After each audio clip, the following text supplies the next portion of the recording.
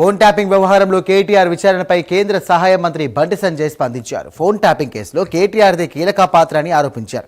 City విచారణలో తానే పోలీసులను ప్రశ్నించానని కేటీఆర్ మాట్లాడడం సిగ్గుచేటనన్నారు. ఆధారాలు ఉన్నా బాధ్యులను ఎందుకు అరెస్ట్ చేయడం లేదని ప్రశ్నించారు ఆయన. ఇక తెలంగాణ సీఎంకు చిత్తశుద్ధి ఉంటే వెంటనే కేటీఆర్ అరెస్టు చేయాలని ఆయన డిమాండ్ చేశారు. ఇక ఫామ్ హౌస్ కు ఏఐసీకి మధ్య డీల్ కుదరకపోవడం వల్లే ప్రజల ఫోన్ ట్యాపింగ్ వ్యవహారాన్ని తెర మీదకు తీసుకొస్తున్నానన్నారు. కొంపలు ముంచిందే కేసీఆర్ కొడుకు. కొంపలు ముంచిందే ఆయనే. మీరు ఆయన పట్టుకొని మీరు ఏదో నోటీస్ ఇచ్చి ఆయన వాంగ్మూలం తీసుకుంటే ఈయన ప్రభుత్వాన్ని ఎట్లా నమ్ముతారు ప్రజలు ఆలోచించండి. ప్రజలు ఎట్లా నమ్ముతారు కదా ఈ ప్రభుత్వాన్ని. కాబట్టి ఫోన్ ఈ రాష్ట్ర ముఖ్యమంత్రి పౌరుషం లేదు, రోషం లేదు, రేషం లేదు.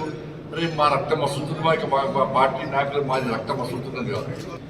మీరు కేసీఆర్ ప్రభుత్వంలో వాట్సాప్ కాల్ కాకుండా నార్మల్ కంటిన్యూ మాట్లాడారు. మీ భార్యతో, మీ పిల్లలతో, మీ మేనేజ్మెంట్తో మాట్లాడారు. మీరు ఎవరైనా మాట్లాడారా?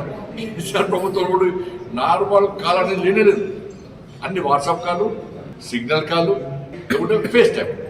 కాబట్టి రాష్ట్ర ప్రభుత్వం ఈ నోటీస్ ఇచ్చి చేతులు దుక్కునే ప్రయత్నం చేస్తున్నది. అక్కడ నిజాయితీ గల ఆఫీసర్లు సీనియర్ అధికారులు, తన అధికారం మాత్రం నిజాయితీ పనులు వాళ్ళకి స్వేచ్ఛనిస్తలేదు, వాళ్ళు నిర్బంధిస్తున్నారు, వాళ్ళ మీద అజమాయిషీ ఇస్తున్నారు.